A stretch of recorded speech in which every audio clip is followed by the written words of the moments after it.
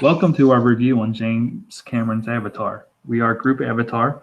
My name is John Stavisky, and this is Lindsay Honecker, and This is Patty Beavis, and This is Nina John here, and This is Sierra Colliver. I will be reviewing our code of ethics and introducing the movie, going over the plot line, and introducing some key characters we will be discussing along the way.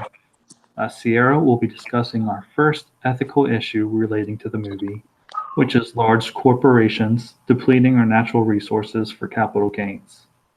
Lindsay will then discuss the use of military and the disregard for human and natural life. And Patty will follow up with the racial overtone of the movie as our final ethical issue. And finally, Nana will conclude our presentation with our final recommendation to the issues presented. Our code of ethics highlights our dedication to the successful completion of this project. We are committed to working together, demonstrating integrity, professionalism, and respect for all group members. We demonstrate integrity by dealing fairly with each other and treating others as we would expect to be treated. For example, when someone provides constructive feedback, we accept their input graciously and take it into consideration, just as we would like our opinion to be heard and considered. This creates an environment that allows open communication and the free sharing of ideas without fear of judgment or ridicule. We also agree that work presented to the group from members must be original or include a reference to the source. All group members are responsible for the finalized project and will be held accountable for it. Therefore, intentionally presenting plagiarized material will put the entire group's grade at risk. Group members agree to complete what is expected of them, and if not sure of their assignment, to discuss it at the next video chat or conference that we have. Also, let other group members know if you're struggling to meet a deadline or to complete your portion of an assignment. We are dependent upon each other for the completion of the project. We are all busy with a lot of work throughout this course, in addition to lives, jobs, and families, so unforeseen circumstances are bound to occur. Please reach out to other group members with as much notice as possible so we can all pitch in to ensure the progression of the project. We also agreed to demonstrate professionalism while working on this project. We accomplished this by dressing in presentable attire and to be in an environment conducive to video conferencing during our group hangout sessions. Though this is a class, we are treating it as a business and our group members as they are fellow associates. Therefore, appearing presentable and in an environment that allows clear communication is important in meeting professional standards. Also, under no circumstance shall any group member use profanity to address anyone else in the group. Showing disrespect towards others will only stunt the progress of the group and will be detrimental to our success. We also demonstrate our professionalism by using correct grammar in our written and oral communications, as well as in our project. This will minimize the editing burden on the rest of the group, and in return, will enhance our chances of achieving a good grade. We also agree that we will give written credit to fellow group members when using our group presentation and its content for outside speeches or presentations.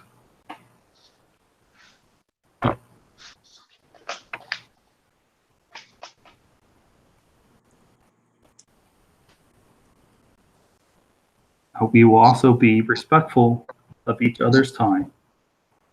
Once time and dates are set for group meetings, group hangouts are considered mandatory and must be attended by all group members. Please be punctual to all hangout sessions. Log into Hangouts on time or let a member know if you will be late. Be prepared to share a status update of your assignment during the group hangout. As we have only a short time period to complete the final project well and in full, we must make it a priority to keep in regular contact with other group members. Showing up as scheduled, on time, and prepared will enable the most efficient use of our time. If you are unable to attend due to an unforeseen circumstance, please let other group members know and provide a status update in advance. The movie we'll be reviewing today is Avatar. Avatar was written and directed by James Cameron and released by 20th Century Fox on December 18, 2009. Cameron had begun writing this film prior to the release of his 1997 hit Titanic. The idea was tabled for nearly a decade due to the lack of technology available to satisfy his vision for the movie. The budget of the movie reached $237 million, but made up for it, though, as the box office brought in over $2.7 billion. The following is a theatrical trailer for Avatar.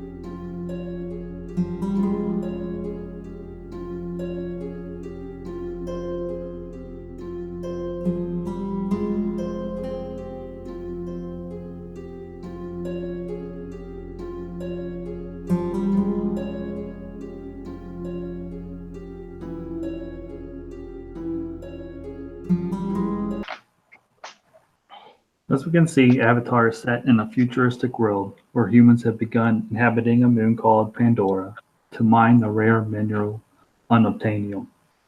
The mining operation is run by a governmental agency known as the RDA. The RDA has also established a military base to protect their operations. Scientists have also inhabited the moon to study the native people, known as the Na'vi. In order to walk freely on the planet, the scientists have genetically engineered a being that look like the Na'vi and are made up of human DNA combined with Na'vi DNA. The scientists can inhabit these beings, which they call their avatars, and walk among the Na'vi people, studying their culture. The RDA has also discovered a rich amount of unobtainium beneath the home of a Na'vi tribe. Reaching it will require tearing down the sacred tree of the Na'vi and destroying their paradise. If the tribe doesn't leave peacefully, the RDA will take the area by force so they can have free access to their mineral. Jake Sully, the main protagonist, is a former Marine. He was injured in the line of duty and is now paraplegic. We learn at the beginning he recently lost his brother and is coming to Pandora for his funeral. His brother was part of the Avatar program. Since he shares DNA with his brother, he is asked to stay and inhabit his brother's avatar. The RDA sees this as an opportunity to have a Marine infiltrate the Na'vi people.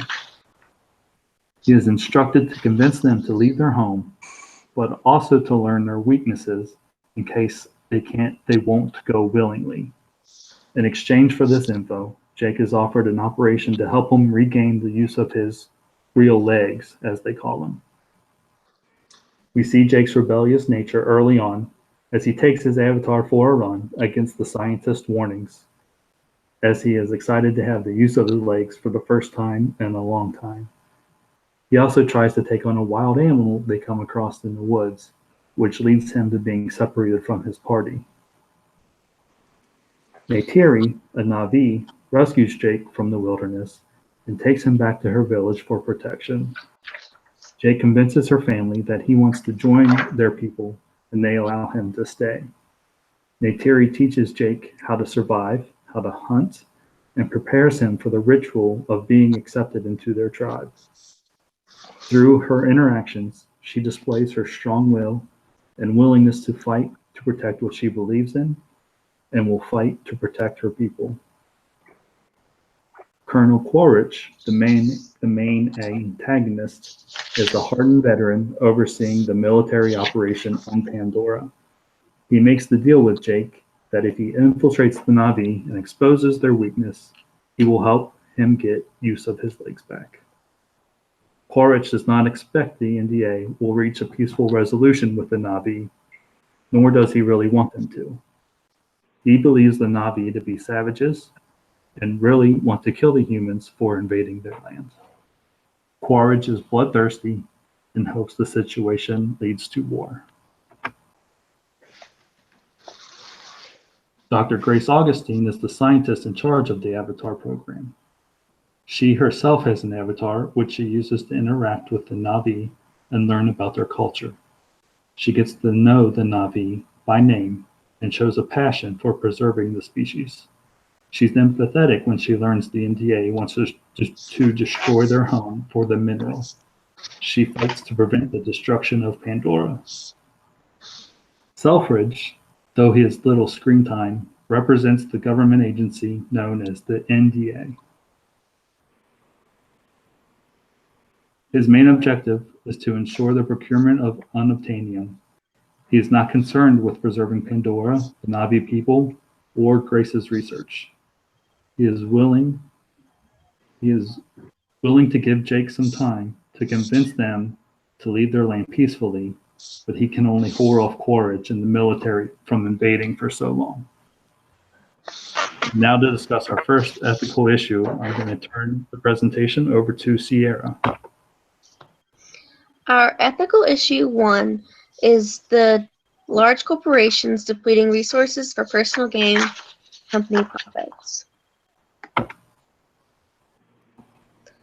They are destroying the land to dig up the unobtainium. Unobtainium is found in the ground and is worth $20 million a kilo. The company that Parker works for is digging it up for the profits. When digging, they are polluting the air, which was not polluted prior to the company coming to Pandora.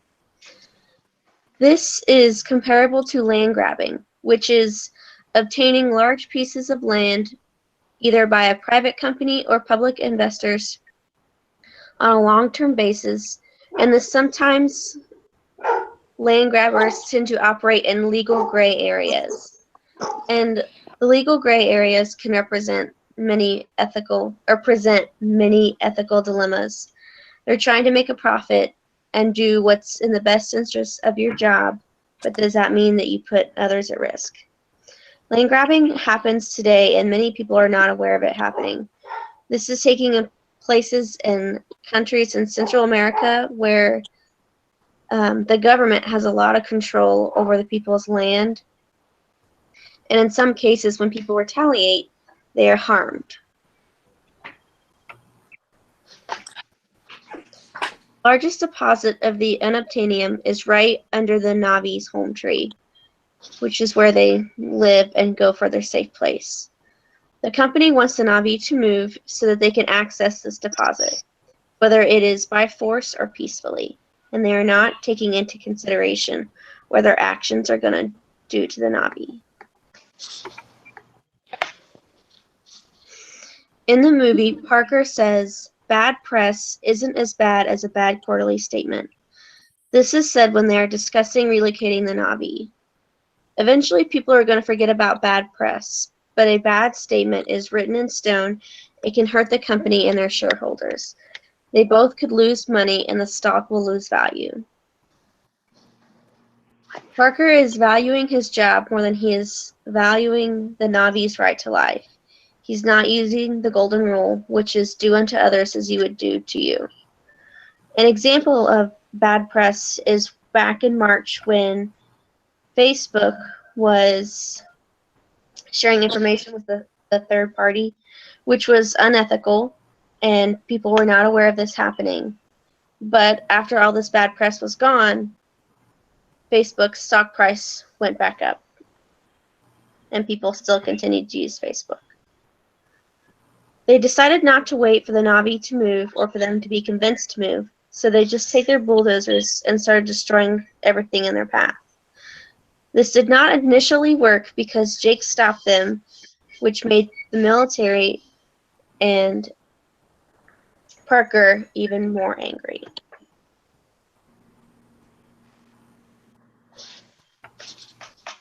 Ultimately, Parker went with force and had the military shoot down and destroy the Na'vi home tree. This destroyed their home and killed many Na'vi. The disregard for life should have raised a huge red flag to the others who were employed there. They should have been concerned and asked questions. There was no respect, fairness, empathy, tolerance, or truth.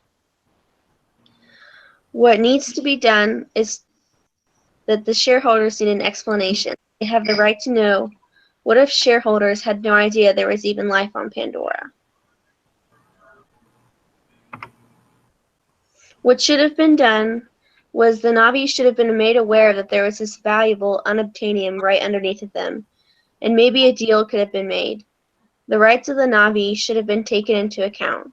The company should have also picked a better candidate than Parker to take on this project, someone with more virtue. Was it right for them to take advantage of the Na'vi not knowing about the unobtainium that was even there or of its value? The company should have had more respect for the Na'vi's land, but the money was more important. The ethical issue I am discussing is military showing no regard for life, be that of human or nature in the movie Avatar. In the movie Avatar, the characters of the movie lacked recognition and sympathy for themselves. The military saw themselves as reasonable in their efforts, while the Na'vi continued to avoid them and protect their environment. The military started out as looking peacefully to buy out the Na'vi so they could mine the land for unobtainium. The Na'vi ways were very spiritual and they were in tune with their habitat. They believed in Awa, which was a goddess made up of all living things. They possessed virtue, ethics, and we know this from our course text.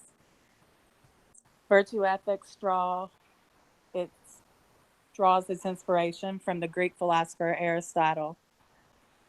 In the Nicomachean Ethics, he explored the nature of a good life.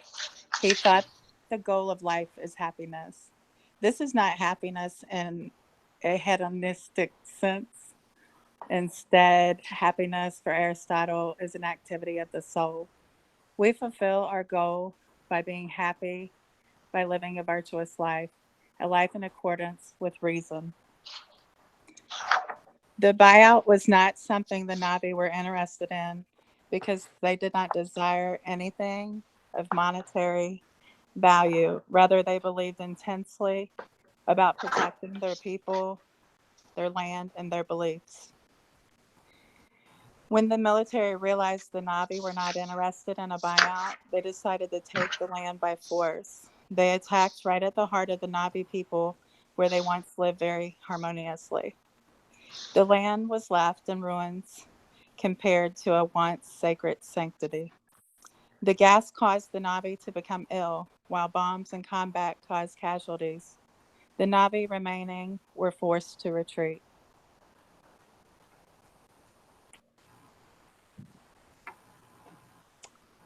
The war on Pandora is similar to that of the Iraqi war in the sense of destruction.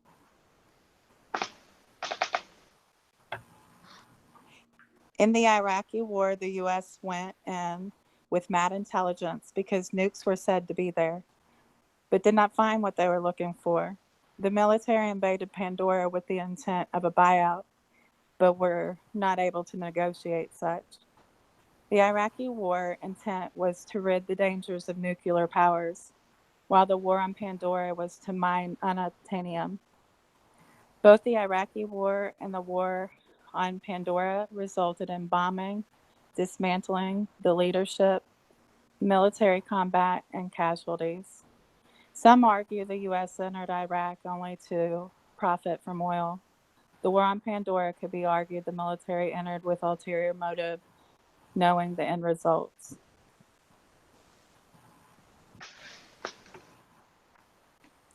Human lives were lost and land destroyed.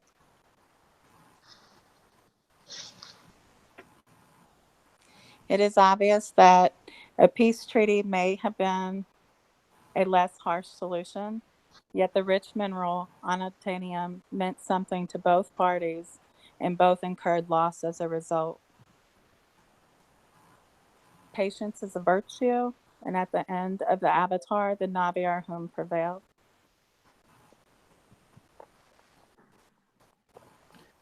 We're going to examine the question whether Avatar has racial overtones and if there are references of the Native Americans in the movie Avatar.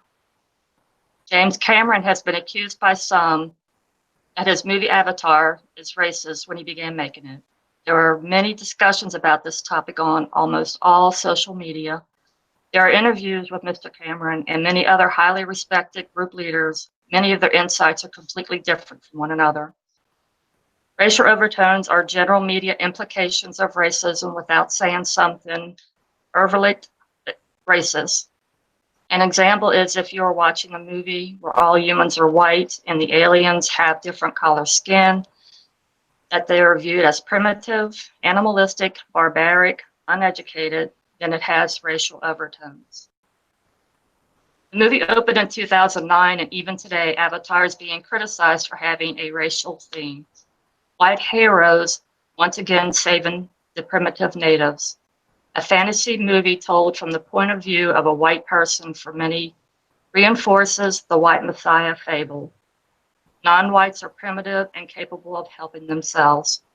However, at the end, it was the Na'vi princess that saved Jake, not only physically, but to the point where he chooses to become a Na'vi. The movie has been linked with Dances with Wolves with Kevin Costner, Tom Cruise, and The Last Samurai. Charleston Heston, The Planet of the Apes, and even far back as Jimmy Stewart in the 1950s Broken Arrow. In Dances with Wolves, Kevin Costner character didn't save the Sioux from the U.S. Army. As many implied, he left the community with his wife that was also white, so the Army didn't wipe out the tribe. I see the reference to the whole movie. However, I do not see the reference in this movie that relates to the White Messiah fable. From the earliest settlements, North America, to the post-Civil War, there were quite a few white people that did join the tribes because they preferred it to their own culture. The respect they had for the land and the harmony of the Native Americans, once they are part of the tribe, they learn the best of each other's cultures. The racial dynamics in the main Na'vi characters are played by Black characters. Les Alonso, Zoe Salonga as a princess. When Robin Lee, another actress, was interviewed about her opinion of the movie's racial overtone, she stated, Avatar was a beautiful, and she understood the economic logic of the casting being a white lead leading if almost all the audience is white. She also stated that it reminded her of Pocahontas, the native woman that leads the white man into wilderness as he learns the way of the native people. The Na'vi had characteristics that were associated with Africans and Native Americans. The facial structures of the natural-born avatars shown more as African ancestries. The choice of weapons and face painting for that of the Native Americans. However, for Grace and Jake, clearly shows less characteristics of the natural-born Na'vi.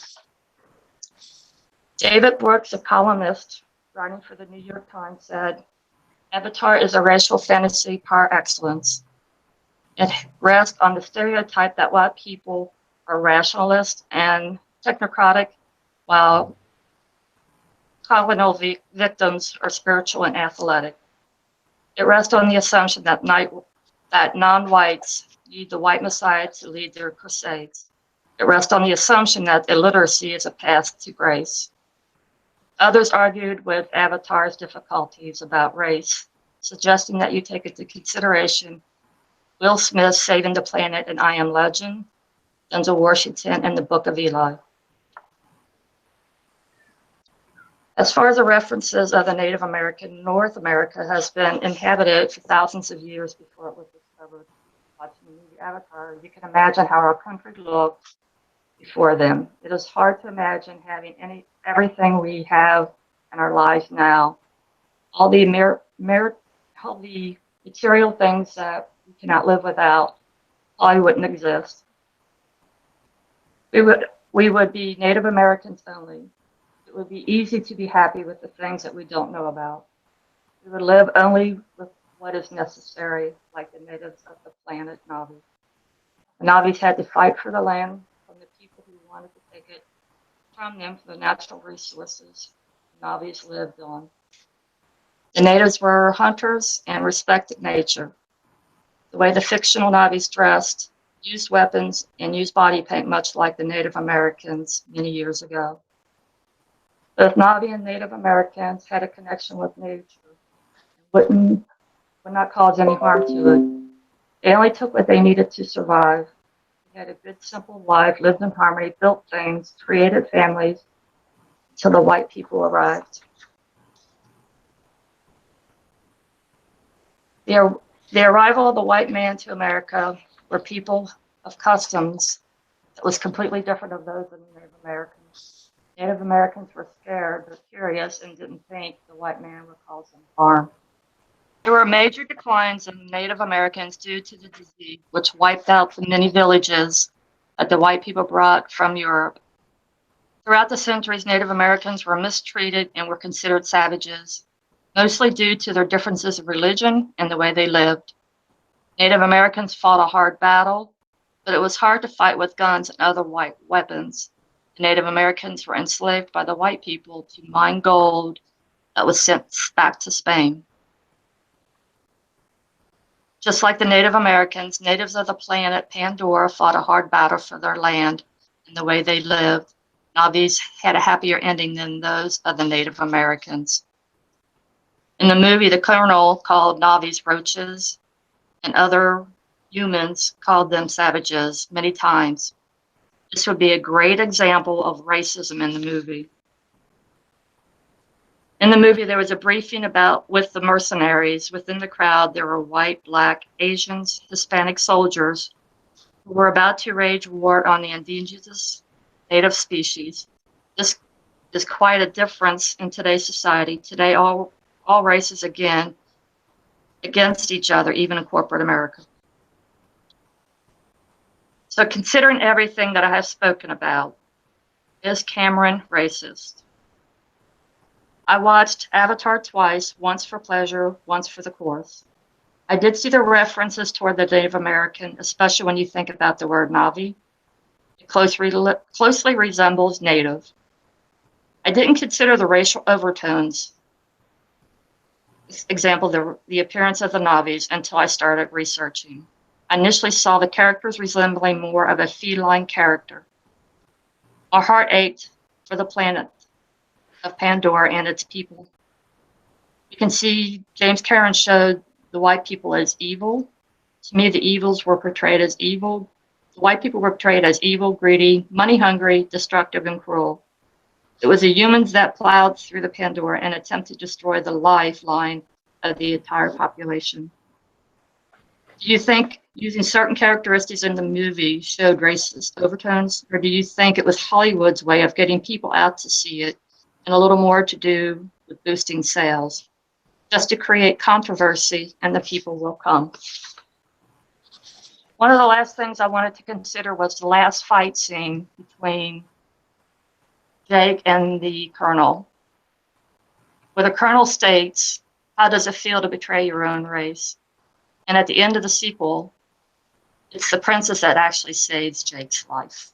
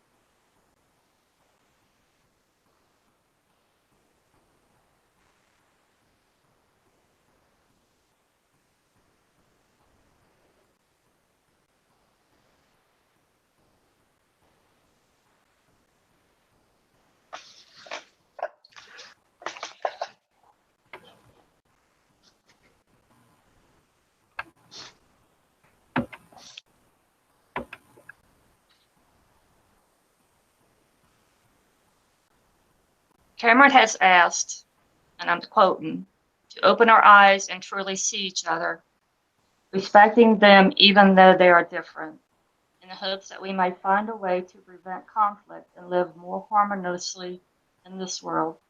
I hardly think that's a racist message. Sir Thomas More, similar to James Cameron, both were very imaginative.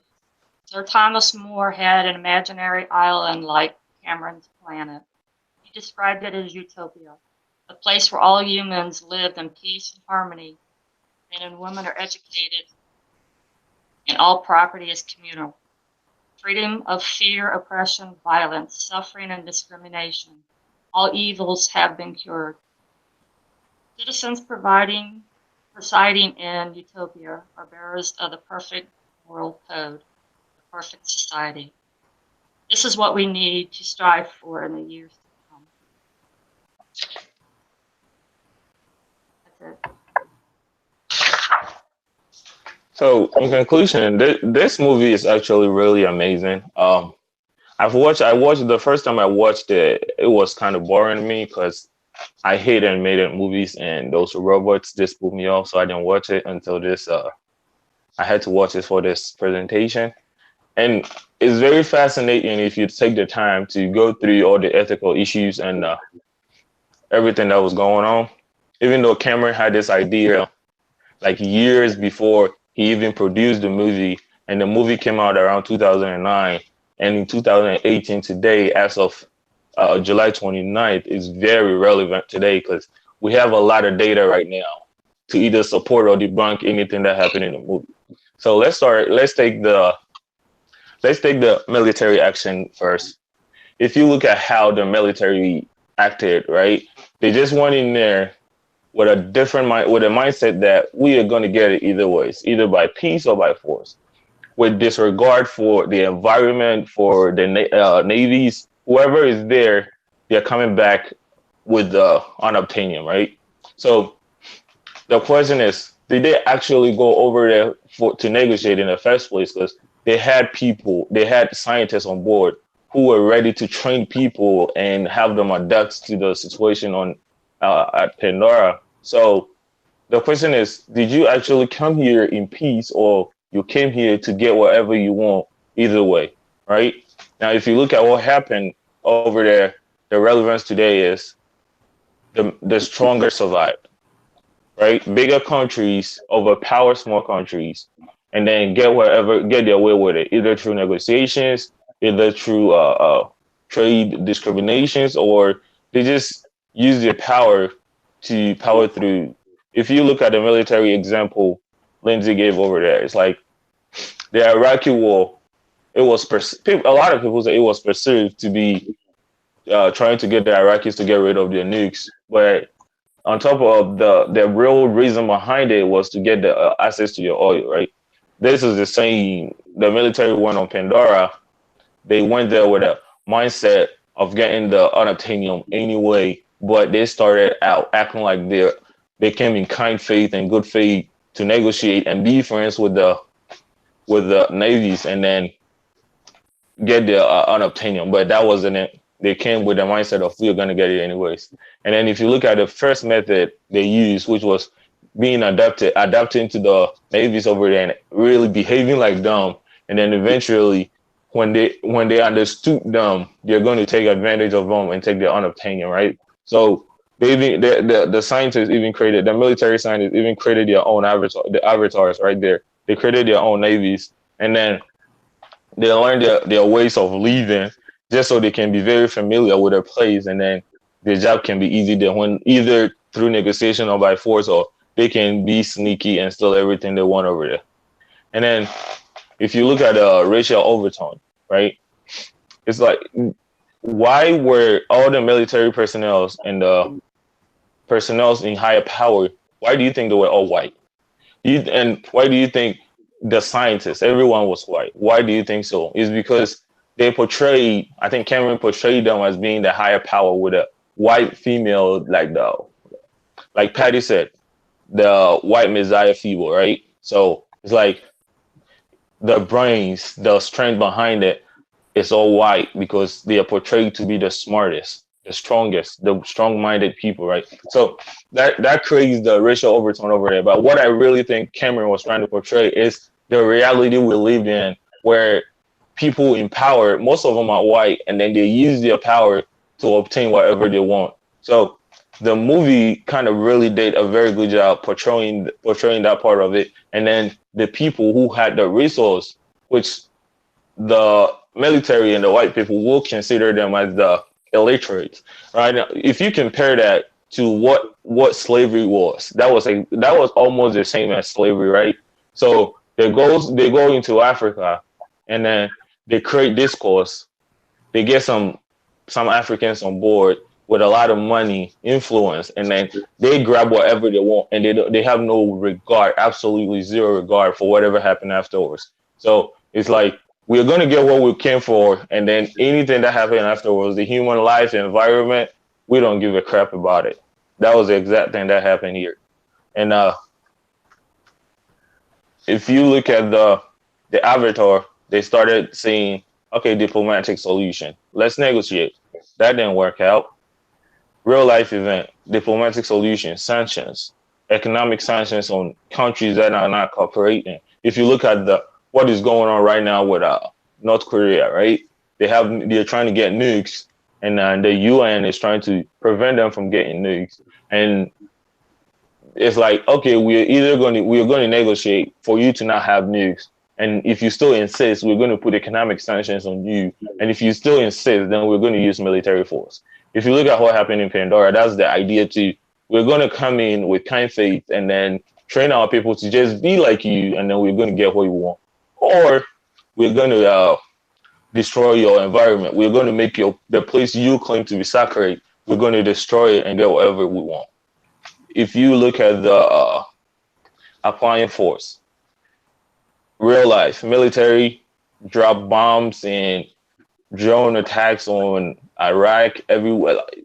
The stronger, it just all comes back to the stronger surviving, right? So if you are strong, then you're going to survive it. And that is the exact, Pandora, the events in Pandora is the exact reflection of what went on before and what is still going on right now.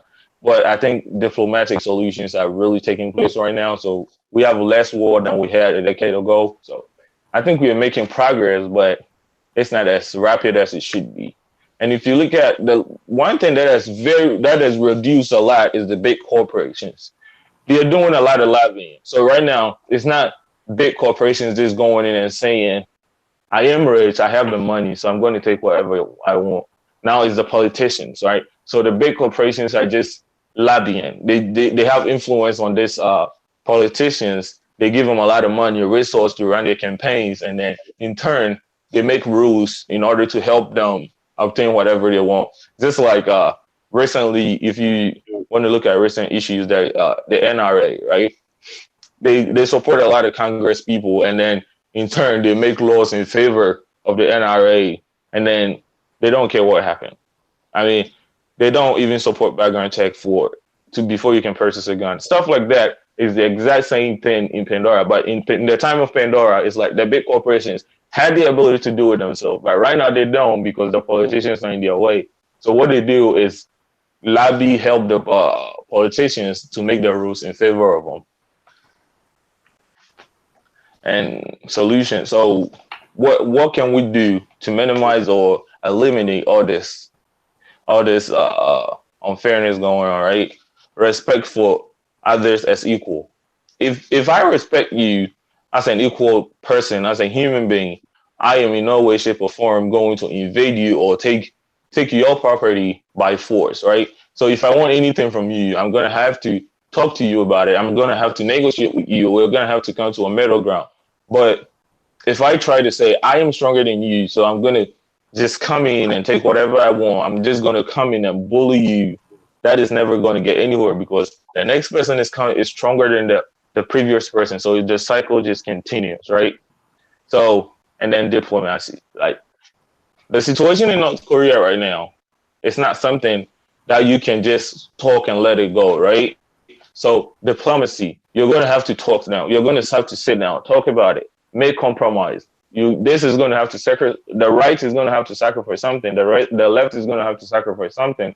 Come together and have to come to a complete solution to avoid wars and destroying our environment. Because I think this summer has recorded some of the highest hot temperatures we've had in a very long time, right? So things like climate change are very real. And then if you look at the data supporting it, it's coming from all these walls we are creating, all this deforestation we are creating, right?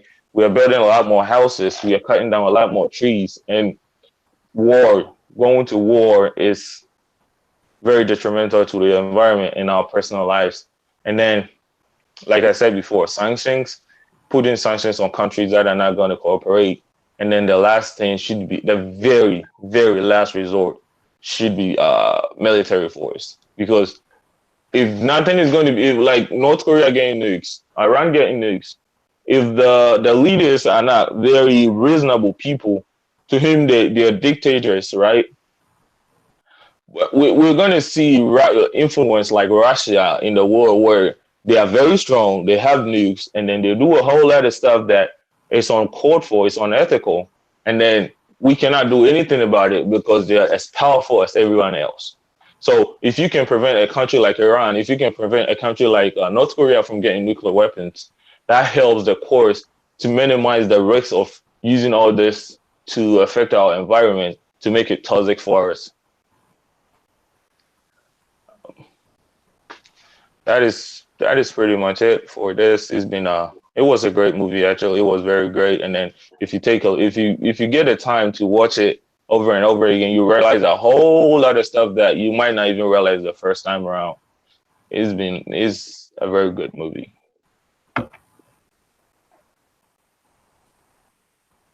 And then we're excited. This is all the links we used, the research, the movie, and then our own observations. So this description will be, this website will be in the description below. You can click and watch for yourself, do a little more research on it, watch the movie, and you come to conclusions that I thought I came to, but you might disagree or agree. But that is what I got from this movie.